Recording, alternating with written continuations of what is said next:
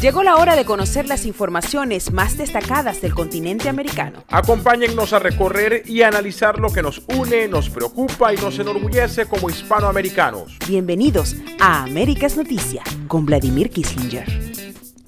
Muy buenos días, feliz tarde y mejor noche para todas aquellas personas que nos están acompañando en una nueva oportunidad, en una nueva ocasión para discutir, analizar y, si se quiere, encontrarnos en torno a un tema común. Y ese tema común, por supuesto, no es otro que nuestro continente americano. Yo soy Vladimir Kissinger y en nombre de todo mi equipo, el equipo técnico, directivo, logístico y periodístico de nuestras emisoras, nuestros medios de comunicación en Venezuela, en los Estados Unidos y en Europa, les quiero dar la más cordial bienvenida a nuestra edición número 612 y desde ya les invito a compartir con nosotros o bien a través de nuestros medios de comunicación o con nuestro canal de YouTube buscándome con mi nombre o a través de Facebook Live sus opiniones en torno a la temática que vamos a estar discutiendo el día de hoy. Las últimas 24 horas en Américas Noticias. Bien, y vamos a comenzar en esta edición número 612, ya tomando con mucha fuerza esta semana con Colombia. Y es que en Colombia se han generado una cantidad de informaciones, no solamente en torno a lo que significa el tema migratorio venezolano, la diáspora venezolana que ha cruzado Colombia, ya se contabilizan al menos 550,000 venezolanos que se han quedado en Colombia. Se estima que a mediados de este año pueda llegar al 1.000.000 de venezolanos. Estamos hablando de la diáspora más dramática en la historia, digamos, de Colombia en términos de la cantidad de hermanos de América Latina que han recibido. Sin embargo, también hay que hablar del tema de la violencia, también hay que hablar del tema de la FARC, el tema del ELN, el tema del acuerdo de paz y de las negociaciones con el ELN.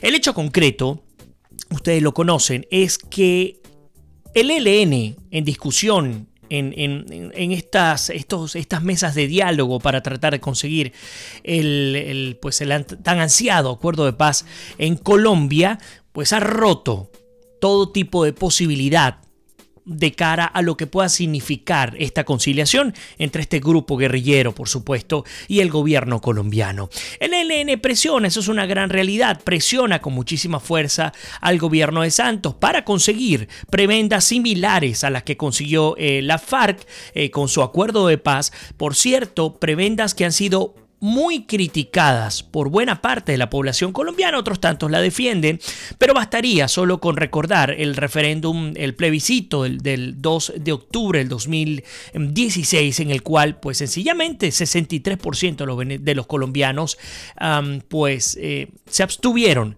de votar, tomando en cuenta lo que había significado la propuesta concreta por parte del gobierno de Santos de cara al acuerdo con la FARC. Sin embargo, en el caso del ELN, pues un punto importantísimo es que el presidente Santos ha dicho que reanudar los diálogos con el ELN va a ser muy difícil. Es que este paro es un paro armado, es decir, el ELN está de frente con atentados que incluso le han costado la vida a policías y a civiles colombianos, ya casi 100 heridos, sumando por supuesto todos los atentados terroristas, y por lo tanto el Ejecutivo colombiano ha manifestado sin duda alguna que esta reanudación del diálogo con el ELN sin duda alguna va a ser muy difícil. Fíjense que el paro armado convocado por el Ejército de Liberación Nacional en Colombia va a dificultar las conversaciones de paz y parecen distanciar cada vez más a la guerrilla del gobierno Juan Manuel Santos. Este sábado, pues el presidente colombiano criticó la falta de coherencia que muestra el grupo, que esta jornada perpetró 2 atentados al norte del país.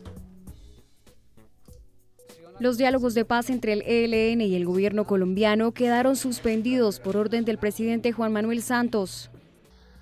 Hasta que no vea coherencia por parte del ELN entre sus palabras y sus acciones. El mandatario tomó la decisión a raíz de los atentados cometidos por este grupo el fin de semana contra la policía en el norte del país y que dejaron 7 uniformados muertos y 47 heridos. El quinto ciclo de conversaciones se instalará cuando el ELN haga compatible su conducta con la exigencia de paz del pueblo colombiano y de la comunidad internacional. Durante un acto en Cundinamarca, Santos condenó los 3 actos con explosivos perpetrados en Barranquilla, en la vecina Soledad y en el caserío de Buenavista. Para el gobierno no hay duda de que fueron ejecutados por esta guerrilla. Según el mandatario, los organismos de seguridad del Estado intensificarán las operaciones contra el ELN. Reiteró que se seguirá combatiendo el terrorismo con toda contundencia. Así, los diálogos que desde el 7 de febrero del año pasado se desarrollan en Quito quedaron en suspenso. Muchos se preguntan, por supuesto, si en efecto la política conciliadora por parte de Juan Manuel Santos de cara a la necesidad que él ha planteado de conseguir estos acuerdos de paz es una política errada o si por el contrario es la política correcta de cara a la pacificación de Colombia, un gran país que tiene un potencial enorme y que todos estamos seguros que de conseguir la paz de manera total, pues por supuesto se convertirá en una gran potencia de nuestra América. La tiene muchos retos, muchos desafíos que aún siguen presentes, entre ellos el tema del microtráfico, del narcotráfico, que ha sido tomado también por grupos, y lo entrecomillo, disidentes, porque hasta el momento hemos visto cómo al menos entre 1.000 y 2.000 miembros de la FARC siguen ejerciendo la fuerza armada en Colombia. No solamente en Colombia, tuvimos oportunidad de retratar el atentado que ocurrió hace un par de semanas en la población de Esmeralda, en San Lorenzo, provincia de Esmeralda, mejor dicho, en el Ecuador. También notar cómo pues instituciones, organizaciones no gubernamentales en pro de los derechos humanos en Venezuela retratan cómo en la frontera colombo-venezolana, del lado de Venezuela, las famosas bolsas CLAP, que son unas bolsas que el gobierno entrega a la población con una serie de víveres, de alimentos, pues según lo que informan estas organizaciones, serían entregadas por grupos armados del ELN. Son preguntas que uno se hace, insisto, porque aquí lo primero que viene a la mente es la diferencia, digamos, muy marcada entre lo que significó la política de Uribe en sus años como presidente y, por cierto, teniendo a Juan Manuel Santos como ministro de la Defensa, a la política hoy día de Juan Manuel Santos. Algunos afirman que hubiese sido imposible llegar a un acuerdo de paz con la FARC si no si no se hubiese generado la acción concreta, militar, de presión incisiva por parte del presidente Álvaro Uribe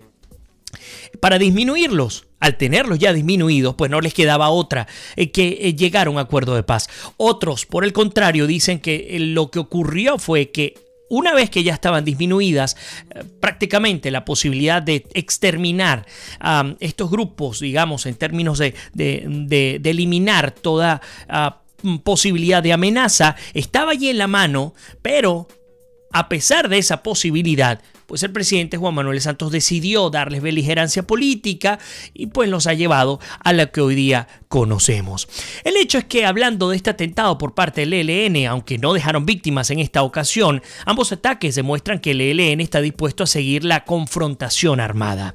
Se trató de la detonación de cargas explosivas contra un puente del caserío de La Mata y contra una carretera en la localidad de Curumí, ambos en el departamento del Cesar.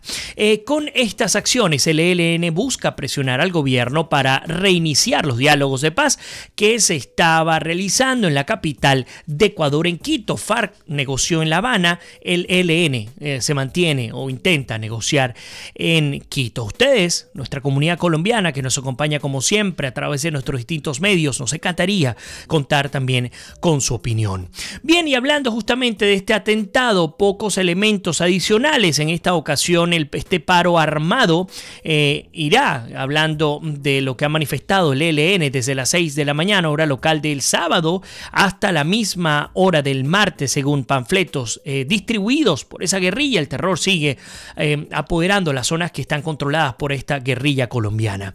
El comando de la 10ª Brigada Blindada, adscrita a la Primera División del Ejército, dijo en un comunicado que las acciones terroristas contra la población civil fueron perpetradas por el Frente Camilo Torres Restrepo de la compañía Capitán Francisco Bocio del ELN, una nota, por cierto, publicada por el diario Las Américas. Y continuando con Colombia, insistimos, no termina el conflicto, en este caso con las guerrillas colombianas.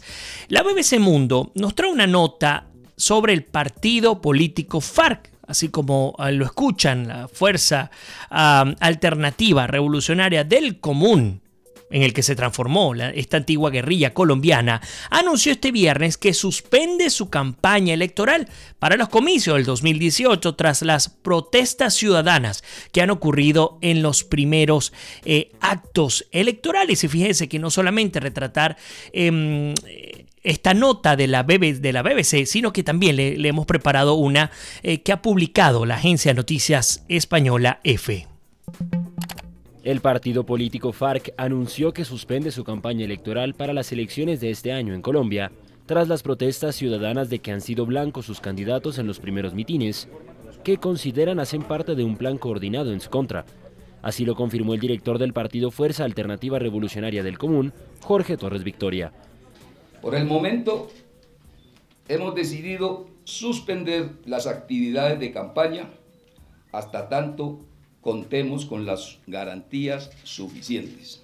En los primeros actos de la campaña presidencial de Rodrigo Londoño, conocido como Timochenko en su época de guerrillero, el líder de la FARC ha sido abucheado y agredido. En las ciudades de Cali y Yumbo, la policía tuvo que intervenir el pasado miércoles para defenderlo de una multitud que le lanzaba piedras, huevos y tomates cuando se disponía a iniciar un acto de campaña.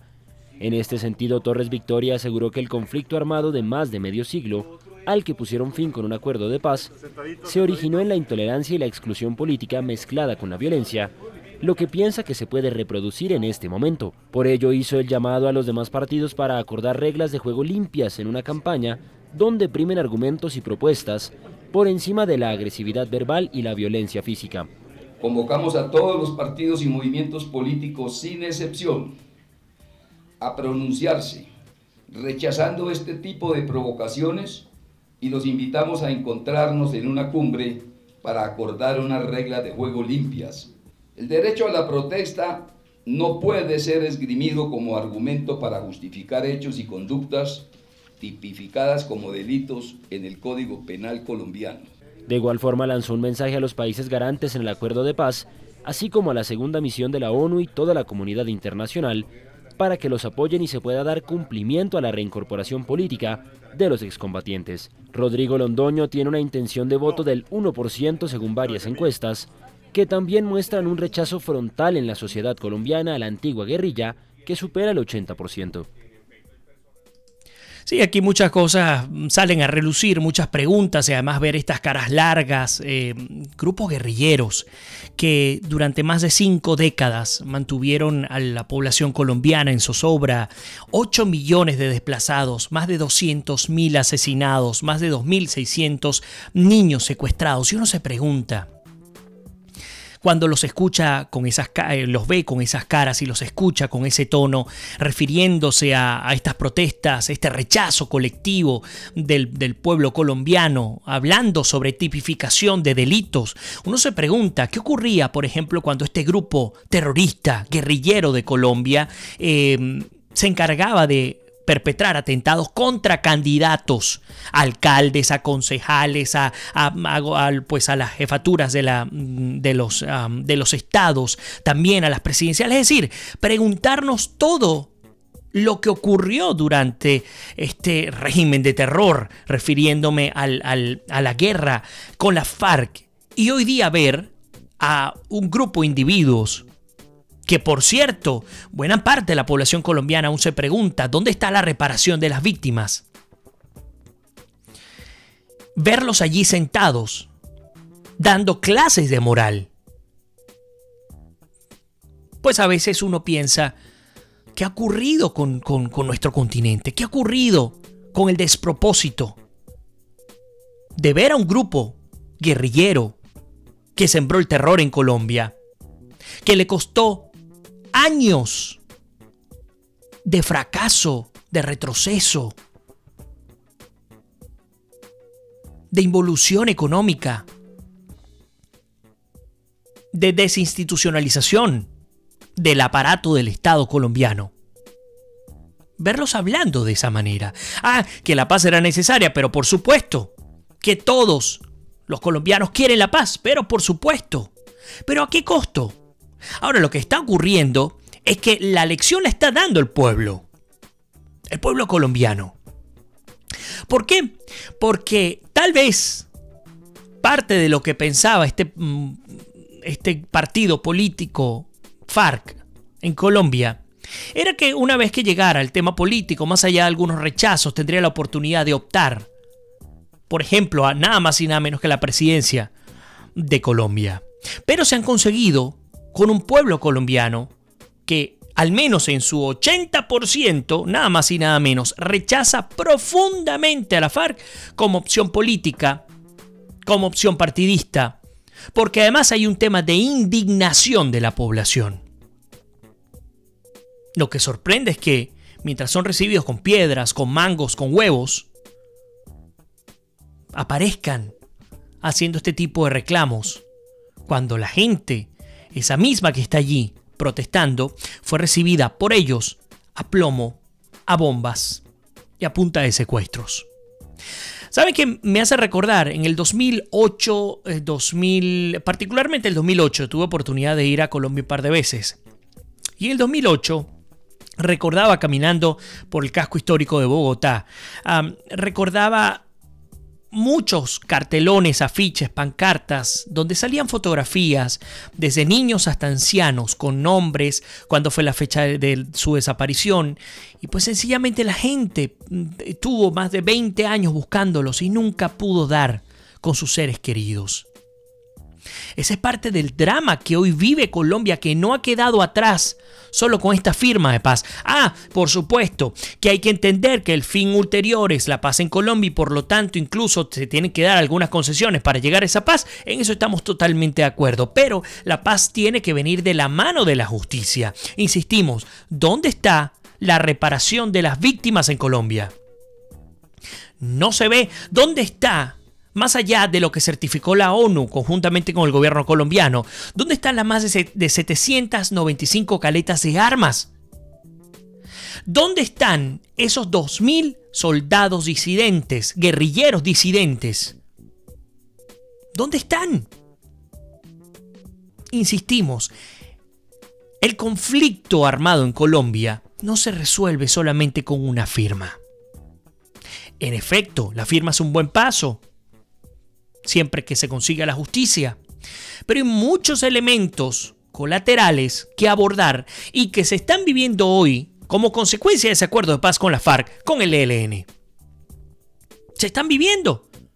Hemos tenido oportunidad de retratar ambos materiales, uno de AFP, otro de la agencia EFE, que demuestran el nivel de conflictividad social, de conflictividad política que vive hoy día Colombia, aun y cuando han llegado a lo que pues el presidente Santos ha manifestado, la tan ansiada y esperada paz en Colombia.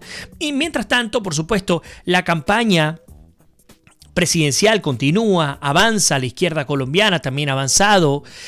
Nos tocará, por supuesto, esta semana retratar con detenimiento, con detalle, las encuestas, las orientaciones, cómo camina Colombia apenas a un paso, un par de meses de entrar ya en la fase definitiva de la campaña pues electoral en este país. Bien, y continuando con Colombia, hoy pareciera que toda la primera parte se nos va a ir retratando lo que ocurre en este país, en nuestra América Latina. Pues el paso de venezolanos a Colombia se normaliza, pero aumentan los controles.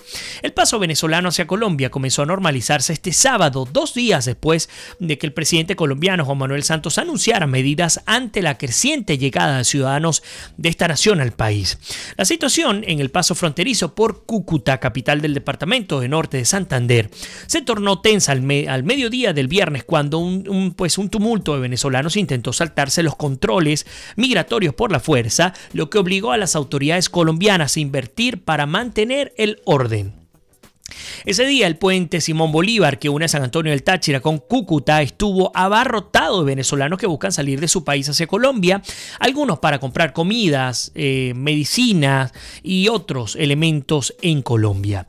Las autoridades colombianas, de hecho, continuaron con los estrictos controles y se hizo más visible la presencia de la policía y el ejército que cubren los pasos ilegales por las trochas. Fíjense ustedes que el día viernes Tuvimos oportunidad de retratar lo que había significado estos cambios importantes vividos en términos migratorios en Colombia. Recordarán que el presidente Santos viajó el 8 de febrero para dar estos cambios y entre otros elementos me llamó la atención algo que no destacamos ese día, que tiene que ver con declaración del alcalde de Cúcuta, que hablaba de la preocupación en términos de lo que podría significar el efecto llamada, y ya les voy a explicar en qué consiste este tema, de cara a los venezolanos. Hay presupuesto, hay ayuda humanitaria, hay múltiples, soportes, apoyos, además por organizaciones internacionales, entre ellas países también como Estados Unidos, organizaciones como la ONU, que han manifestado procurar recursos para proteger a los que ya son considerados refugiados de la conflictividad política, de la crisis humanitaria que se vive hoy día en Venezuela. El alcalde de Cúcuta se refería al efecto llamada como un peligro. ¿Por qué? Porque el presidente Santos, a juicio del alcalde, así lo hemos interpretado nosotros, no anunció todos los elementos de ayuda de cara al pueblo venezolano porque era necesario prevenir una ola mucho más grande, mucho más fuerte de inmigración venezolana hacia Colombia, que si bien Colombia ha estado presta a ayudar a todos los que pasan, una realidad es que también se puede ver desbordada y su propia colectividad y su propia comunidad colombiana, sobre todo el norte de Santander, pues profundamente afectada a raíz de esta inmigración. Hemos tenido oportunidad de revisar muchísimos materiales, sobre todo de Noticias NTN 24, donde destacan la crítica situación que se ha presentado en términos humanitarios, de servicios públicos, de delincuencia, de vialidad, de prostitución. Es decir, hay muchísimos elementos colaterales que están afectando el día a día también de la comunidad colombiana. De allí la importancia de regular la migración de una población que está muriendo de hambre, que está muriendo por no tener recursos médicos, por no poderse atender y que hoy día desesperadamente cruza Colombia. Por lo tanto, otro de los elementos que también nos llama la atención tiene que ver justamente con lo que pueda significar potencialmente el paso por las trochas entre Venezuela y Colombia. Y es que Venezuela y Colombia comparten 2.216 kilómetros de frontera. Por lo tanto, pues aunque el puente Simón Bolívar tenga un control mucho más estricto, aunque hayan mandado 2.000 oficiales para que cubran esta zona, la gran pregunta que nos hacemos es ¿qué puede ocurrir con esa cantidad de trochas entre Colombia y Venezuela y con las implicaciones humanitarias de lado y lado que pueda significar el tráfico de personas, así como lo que ocurre entre México y los Estados Unidos? Por lo pronto vamos a hacer una pequeñísima pausa y ya regresamos con muchísimo más de América Noticias en su edición número 612, así que no se vayan, que ya regresamos.